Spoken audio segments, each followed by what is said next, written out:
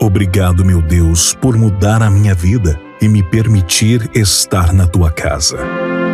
Me lembro quando eu procurava preencher o vazio da minha alma e no final sempre me sentia sozinho. Mas o Senhor chegou e mudou a minha vida. Muito obrigado, Senhor.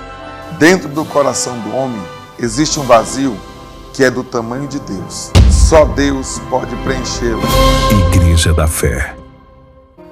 Eu não gosto de fazer isso, mas eu vou pedir para você. Você pode fechar os olhos só um pouquinho e você levar ao coração de Deus algo que só Ele pode fazer. Fecha teus olhos.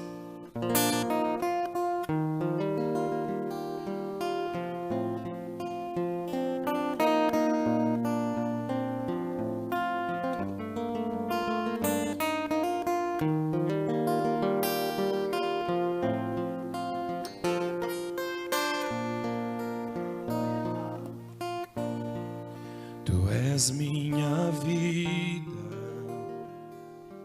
Jesus, és meu amigo, e a sua vontade, seu doce Espírito, meu alimento.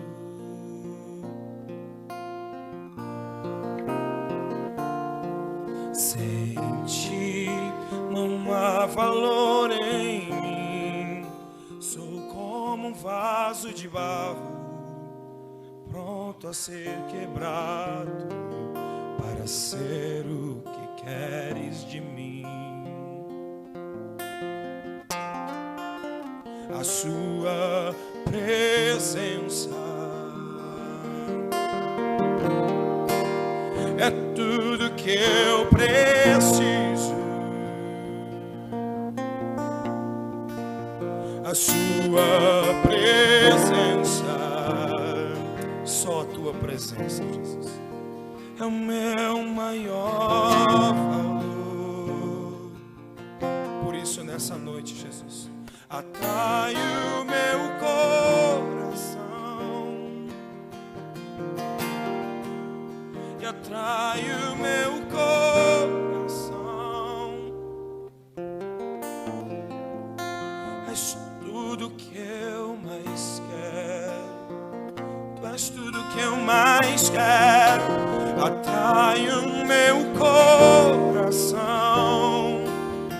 pra mais perto de ti. Atrai o meu coração. Posso te tocar.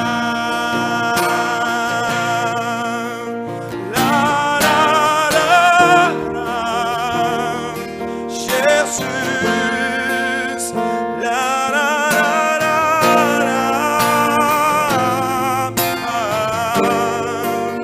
Podem querer tomar tudo de você, mas existe algo que nunca vão tomar. E este algo chama-se Espírito Santo de Deus. Aleluia, aleluia. Sem ti não há valor em mim. Sou como um vaso de barro, pronto a ser quebrado, para ser o que queres de mim. A sua presença é tudo que eu preciso. A sua presença, Pai, nesta noite.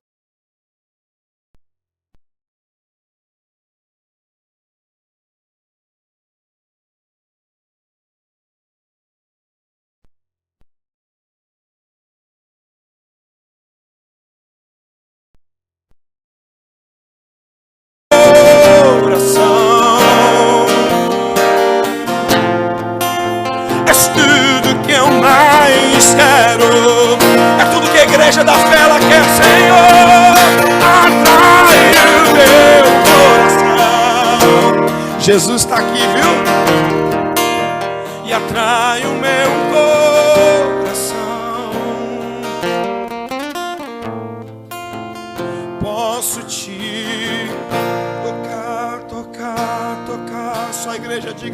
coração.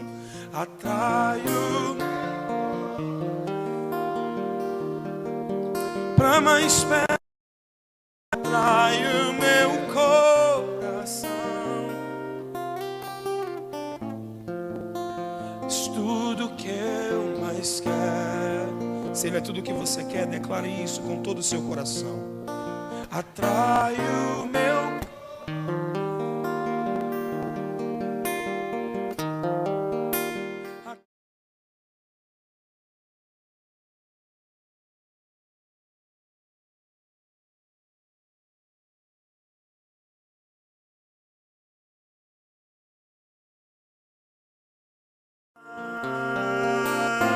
tocar. Vamos aplaudir o nome de Jesus.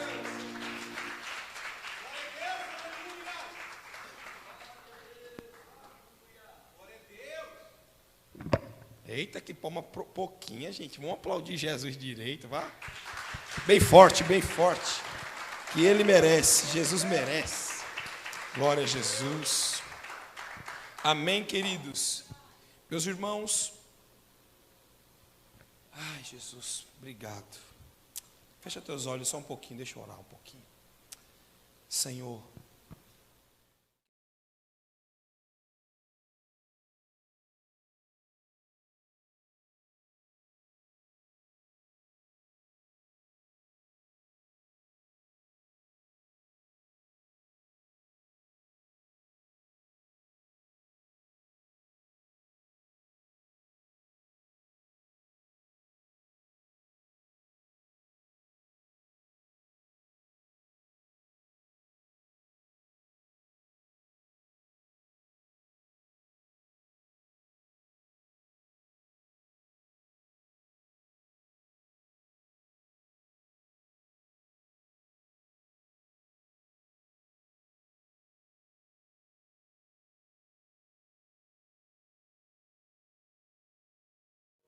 porque a Bíblia diz que a palavra do Senhor, ela se renova a cada dia, né?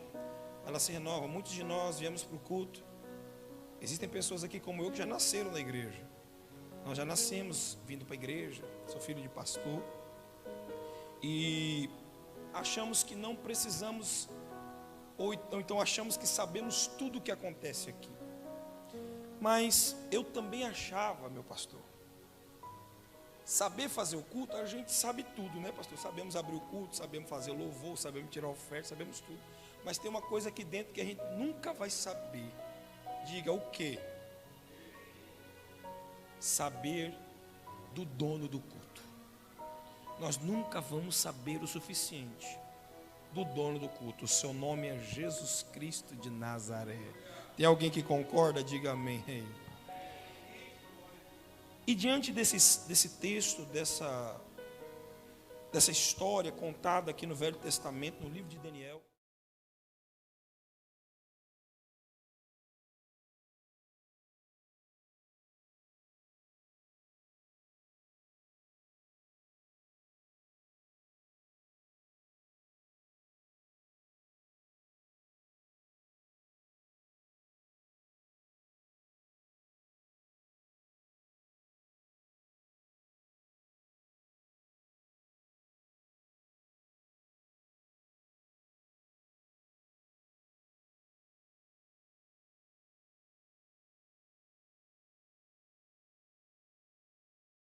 tinha valor. Deus sabia que ele tinha algo que poderia servir e que através deste algo Deus mudaria o coração dele. Mas um dia, Nabucodonosor, ele se levanta de manhã e diz: preciso reunir os sátrapas, prefeitos, os sábios, e reúne esses homens. E ele pergunta: como está todo o império? E eles dizem: Senhor, o império vai de vento em popa, tudo dando certo, as plantações crescendo, tudo crescendo. Mas tem uma coisa: o quê? O Senhor é o homem mais poderoso do planeta. Só que tem gente que ainda não te conhece, que ainda não sabe quem você é. Não, vamos fazer o seguinte: bora fazer algo que venha as pessoas entenderem que você é o Todo-Poderoso. E Nabucodonosor, através de uma sabedoria ruim dos seus sábios, ele vai e constrói uma estátua, o qual nessa estátua tinha ouro, prata e todos os outros artigos que eram muito caros. E essa estátua, ela tinha 7 metros de altura, por 2,70 metros de largura. E essa estátua podia ser vista além dos montes da Mesopotâmia, ou seja, ela tinha mais ou menos uma distância de, vamos botar aí, 20 quilômetros, você conseguia enxergar essa estátua de montanhas, à volta das montanhas. Então, ele fez um decreto e disse: todo aquele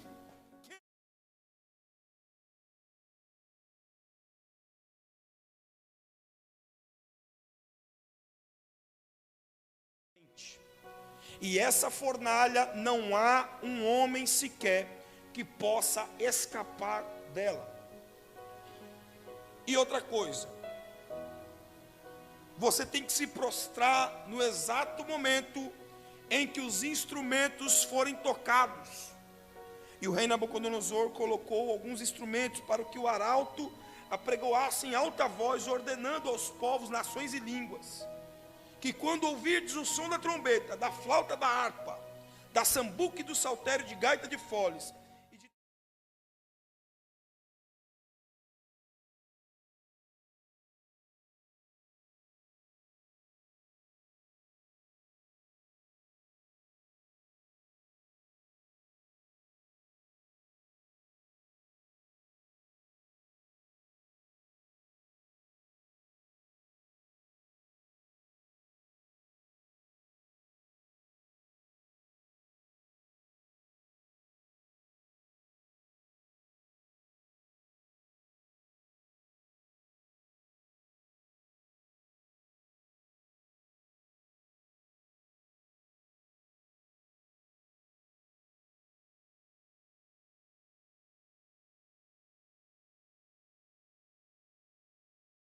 entenda uma coisa: alguém que já clamou esse nome, não esquece. Alguém que já disse que esse nome era sobre todo nome, que esse nome é o nome mais poderoso da história. Esse nome de Jesus é o único que dividiu a história em antes e depois. Não existe outro nome. Interessante que ele sabia que Deus já era o Deus sobre todos os deuses. Mas mesmo assim, foi, de uma certa forma, contaminado pela conversa dos sábios. Eu quero trazer um primeiro ponto e uma primeira reflexão daquilo que eu estou trazendo nessa história. O primeiro ponto que eu quero trazer para você: você sabe quem é Deus? Você lembra das experiências que Deus trouxe na tua vida e você passou e você esqueceu de Deus? Tem gente que precisa viver um milagre todo dia, porque senão abandona Deus. Tem gente que precisa viver uma prosperidade diária, porque senão Deus não serve. Tem gente que precisa ter todos os dias bom ânimo, porque senão Deus causa desânimo. Aquele que já arrepiou o pelinho desse braço, ou já caiu uma lágrima no olho sentindo essa presença, sabe do que a presença de Deus é capaz de fazer em você. Não existe o porquê de você duvidar da presença. O problema é que vem pessoas de fora e vem no seu ouvido e diz: é melhor você não ir, vai para lá para quê? Vai perder tempo para quê? Existem pessoas que não vêm ao culto porque talvez estão fazendo outras coisas. Não vêm glorificar o nome de Jesus porque o trabalho é mais importante do que a presença de Deus. Escute uma coisa. Uma certa vez o irmão na igreja, ele falou assim para mim: pastor Felipe, ora por mim, pastor, porque eu estou desempregado. Eu falei: meu filho, o que você precisar a gente vai te ajudando aí, vai lá, Deus vai te dar o emprego, Deus vai te honrar. E ele era um engenheiro mecatrônico, ele tinha ele conseguia um bom trabalho. E ele falou: irmão, pastor, ele ficava na porta. Ele chegava mais cedo, ele via os banheiros. Ele chegava cedo, o banco era de madeira, ele limpava os bancos, ele deixava a igreja bonita, não faltava um culto. Um dia eu falei, eita rapaz, esse homem não merece estar desempregado não. Nós fizemos um clamor e Deus ele foi lá e deu um emprego para aquele homem. Na segunda semana, em 10 dias de trabalho, quarta-feira também era nosso culto. Eu chego e falo, cadê o irmão? Tal.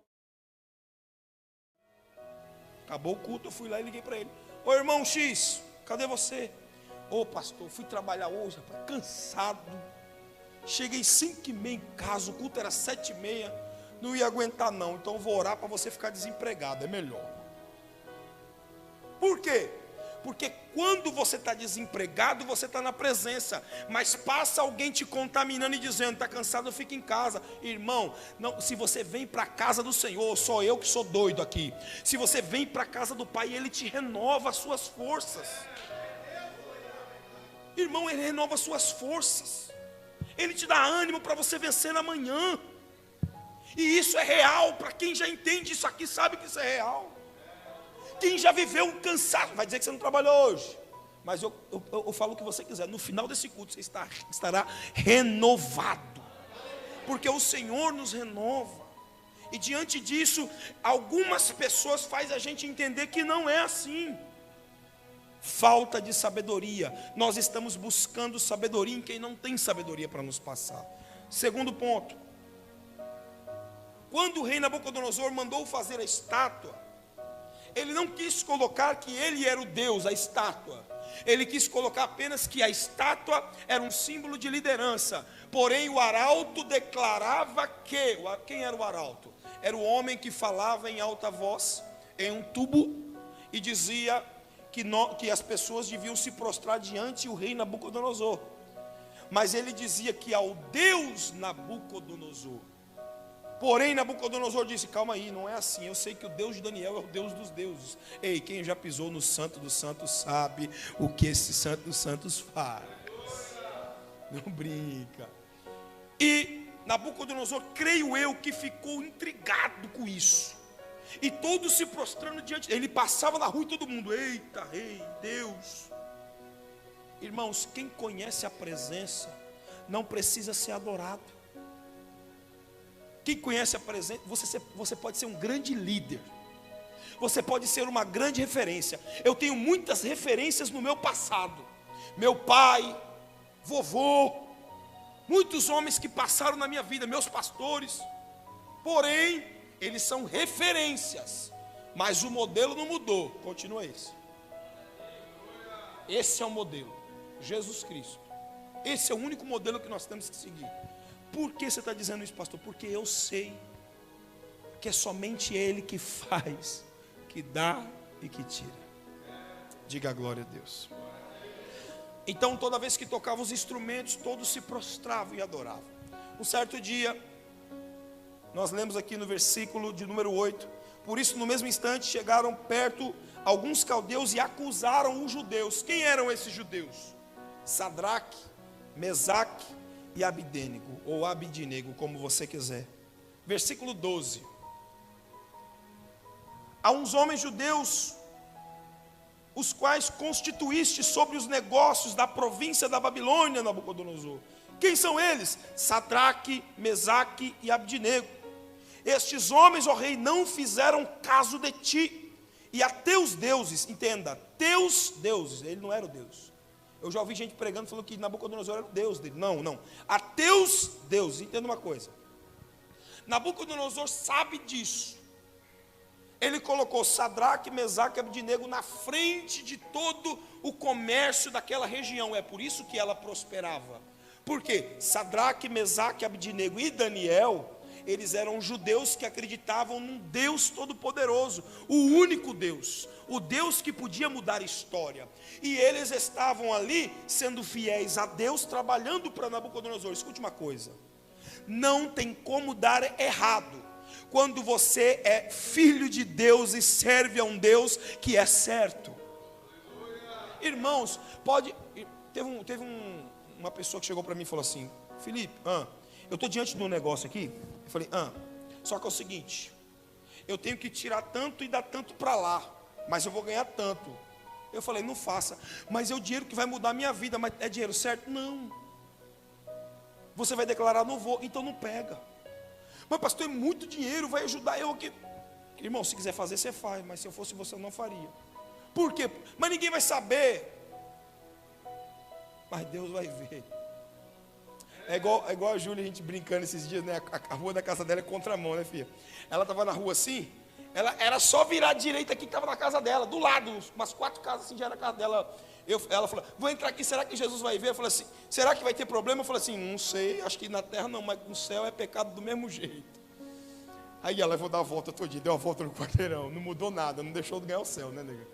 Então, o que acontece? O pecado, as coisas ruins, elas vêm não agora, mas numa consequência futura, elas vêm e te derruba por inteiro. Pastor, como que me derruba? Te deixa em depressão, te deixa com dor de cabeça, te causa problemas que você não consegue resolver, dá um nó na tua cabeça. A tua família se destrói, você começa a ser um alvo de Satanás para ser destruído. Eu não, diga assim: eu não preciso, não, diga direito, eu não preciso me corromper. Eu preciso servir ao Deus fiel. Querido, quando você entende que é Deus que dá, Ele faz. O irmão não aceitou. O rapaz que ofereceu a situação para ele falou: você não vai aceitar por quê? Porque é errado. Fica só você mesmo que eu não vou não. Ele disse: eu estava te testando. Fala o seguinte: a partir de hoje, as licitações todas de eventos aqui são todas suas. A partir de hoje, eu não divido com mais ninguém. O cara que ia ganhar lá 20 mil, acho que num evento, ele passou a ganhar 200 mil por mês. Sabe por quê? Porque quando a gente diz não para as coisas erradas, Deus está derramando um caminhão de bênçãos na tua vida. Mas com as bênçãos vêm também as obrigações. Nabucodonosor, ele recebe Sadraque, Mesaque e Abidnego dentro do palácio. Está lá os 2 soldados que fizeram a fofoca e disseram: ô Nabucodonosor, tu disseste no teu decreto que aquele que não se prostrasse seria queimado na fornalha, não é isso? Exatamente. Esses 3 aqui não se prostram. Quando toca os instrumentos, eles não se prostram. Aí Nabucodonosor vai lá e diz: vou dar uma chance para vocês 3, bem baixinho. Uma chance se corrompa um pouquinho só, uma besteirinha, vai. É só dar uma baixadinha, ninguém mais vai ver. É só para eu não precisar matar vocês, que eu gosto de vocês.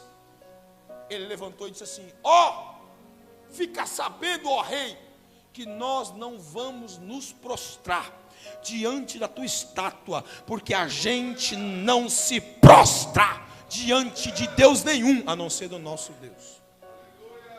Diga glória a Deus. Diga aleluia. Irmãos, Nabucodonosor se enfureceu. Vocês 3 vai ser queimado na fornalha agora. Ele prepara a fornalha. A Bíblia diz que 7 vezes mais do que o normal.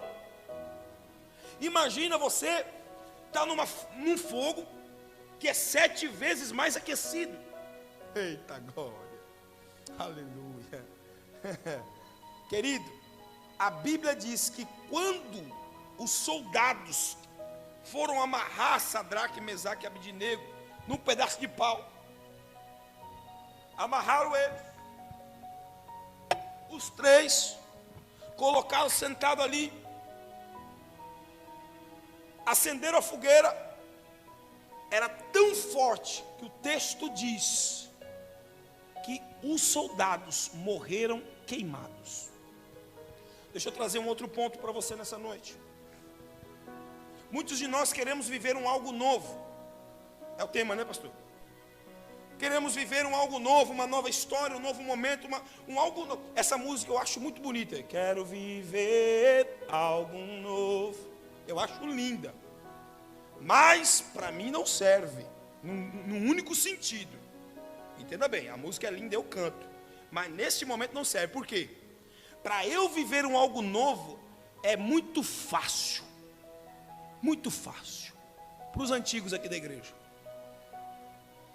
Para eu viver algo novo, basta eu viver agora o que eu aprendi lá atrás.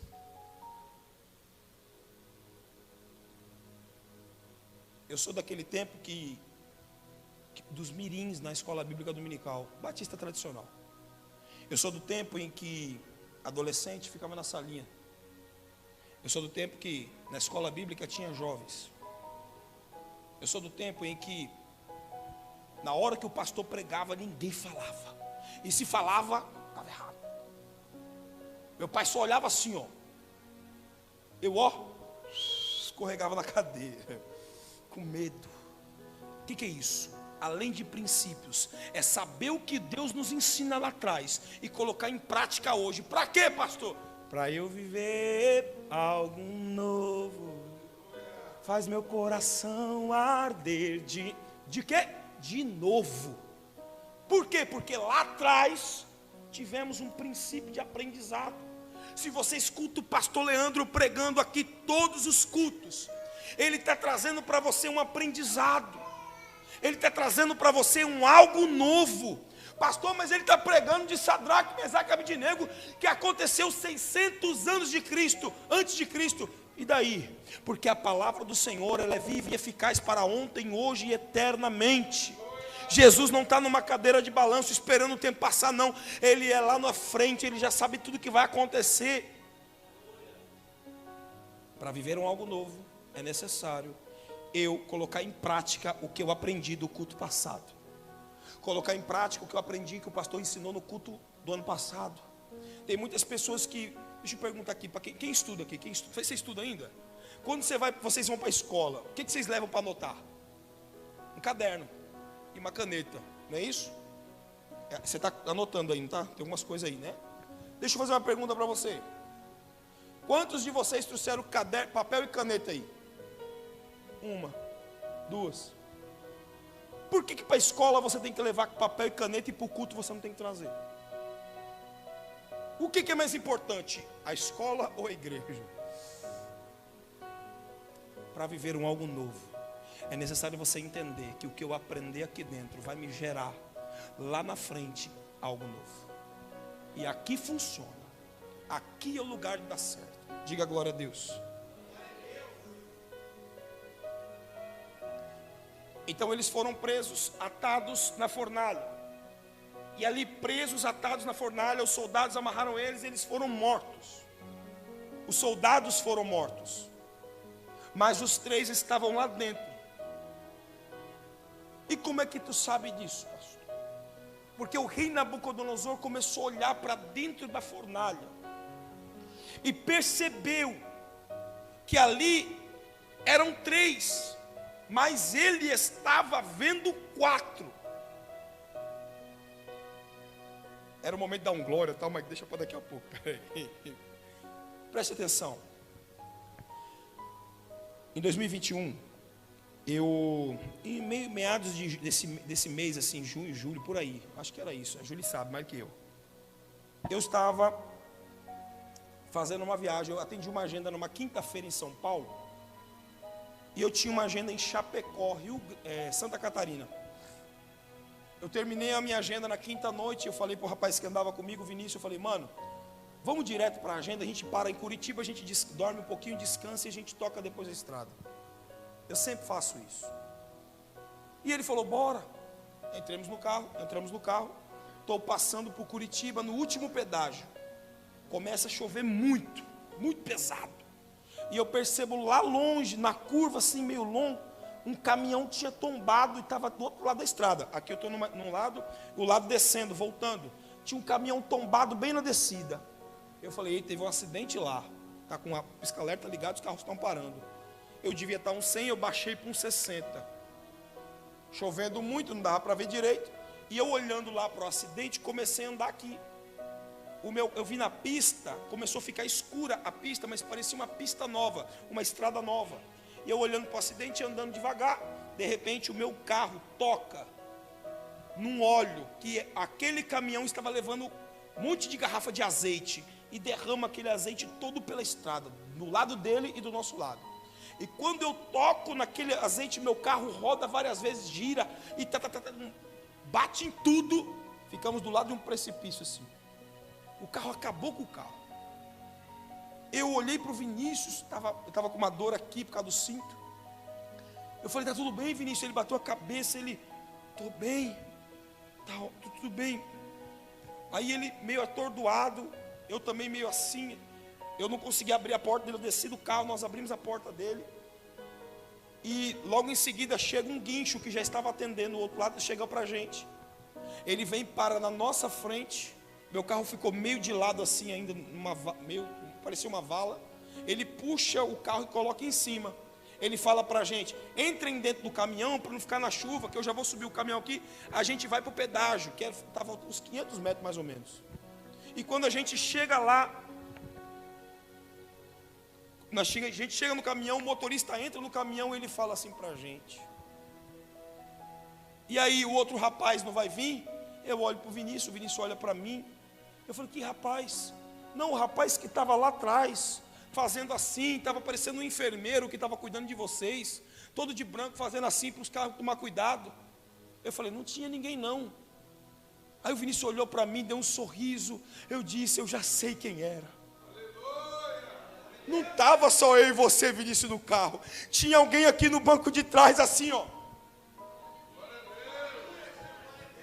Quando você se propõe a fazer as coisas de Deus com excelência, você nunca está sozinho.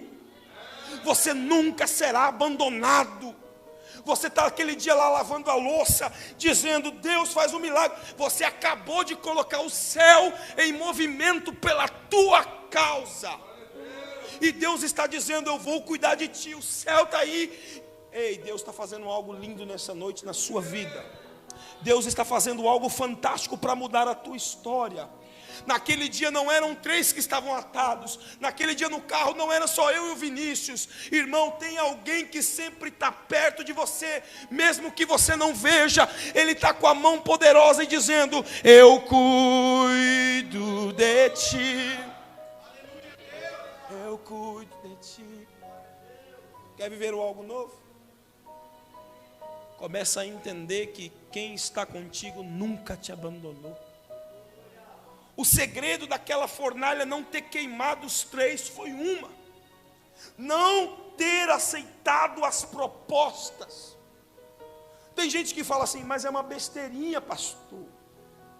Ah, vou lá. Pecadinho, ninguém vê. Que besteira. O homem não vê, mas na hora da fornalha, ele vai estar lá. Quando eu saí daquele acidente, nós fomos direto. Eu fui para Chapecó, mandei o Vinícius para São Paulo.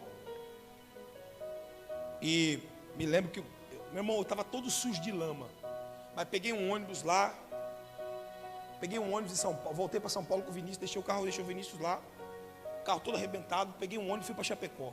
Cheguei em Chapecó faltando 15 minutos da minha ministração.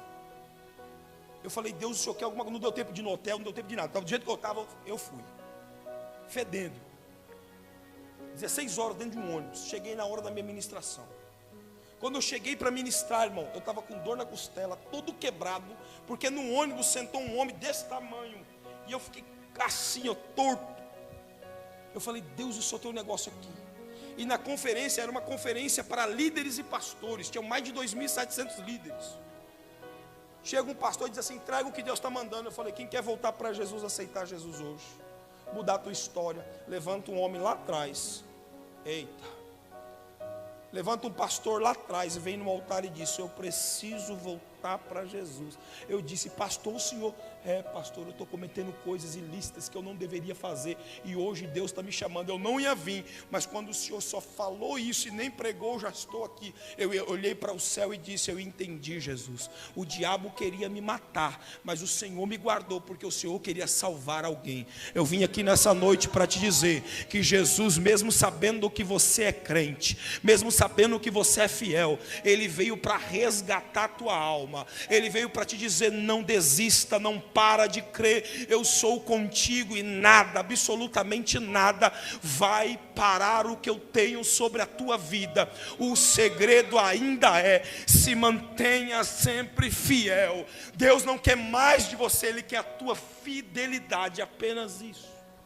Seja fiel, seja constante. Ah, pastor, busca a Deus, não sinto nada. Continua buscando. que uma hora você vai sentir. Você está pensando que é só você que está testando Deus? Às vezes ele olha e fala assim, está me buscando, né? Tem interesse. Se está me buscando porque quero ver quanto tempo vai aguentar. Irmãos, eu passei a semana toda pregando em Chapecó. Depois desse dia, eu tive convite para pregar num monte de igreja. Só que sábado eu tinha uma agenda numa comunidade dentro de uma favela lá em São Paulo, com uma igreja que era o tamanho desse altar aqui mais ou menos. Cheguei na igreja sem carro, estou dentro da igreja pregando, falando sobre o improvável de Deus, que Deus trabalha com o improvável. E depois que eu estou no meio da mensagem, levanta o pastor da igreja que estava sentado atrás de mim, Assembleia de Deus, né, pastor? Antiga, né? Levanta e diz, pastor. Ele começa a andar atrás de mim, fala com a esposa, fala com a filha e volta de novo, fala com o pastor presidente. Continua andando e fala, pastor Felipe, passa o microfone. Peguei o microfone, passei para ele e falei, eita, falei alguma coisa que eu não devia. Ele olhou para mim e disse assim, pastor, eu era morador de rua. Quando a minha esposa engravidou, a Débora, que era nova, da Beatriz, o pai dela mandou a gente para a rua, eu fui morar dentro de uma barraca na rua. Um dono de uma loja no Brás, ele me deu uma barraca e me deu um monte de sacola que ele tinha fechado a barraca dele, com meia, cueca, calcinha e sutiã, para eu vender nos farol. E ele falou, vende tudo por R$1 e vai comprando, porque naquela época era muito barato, isso há 25 anos atrás. E ele começou a vender. Resultado, ele comprou uma barraca no meio daquele miolo do Brás. Quase um ano depois ele já tinha mais de 10 barracas. 4 anos depois ele já tinha um prédio de 4 andares. 20 anos depois ele já tinha 4 prédios de 4 andares, já era fábrica de um monte de coisa. Muito rico. E ele disse, pastor, uma coisa que eu valorizo, o que é o dinheiro. Eu não dou dinheiro para ninguém. Minha mulher é pior do que eu. E minha filha é pior que nós dois juntos. Eu falei, e daí, pastor, o que tem? Mas você acredita que eu estava sentado aqui, Deus falou comigo o negócio? Ele, fui, pastor, fui, porque eu sou improvável, pastor Felipe. Ele brigando comigo no altar. Eu falei, pastor, que legal. E a igreja toda olhando para mim. Eu falei, mas eu estava sentado aqui, Deus falou para mim, o quê? Dá teu carro para o pai. Eu falei, eita, agora ele disse, não, eu disse, está amarrado. Eu falei, não, pastor, está solto. Ele disse, não.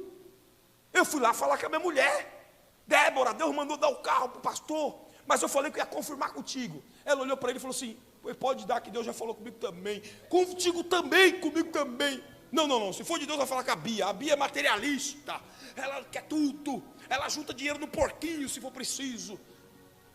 Filha, Deus mandou dar o carro para o pastor. Mãe, pode dar. Eu senti de Deus, pode dar.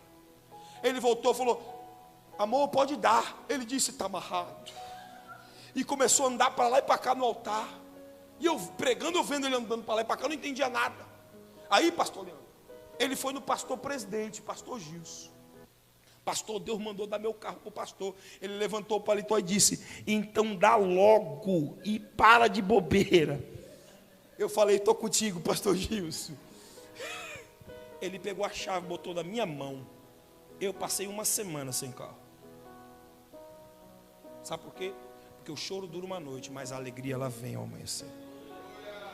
Eu quero dizer uma coisa para você nessa noite. Eu não sei o que resposta você precisa, mas o que você precisa não é o que o mundo pode te dar. O que você precisa é o que Deus pode te dar.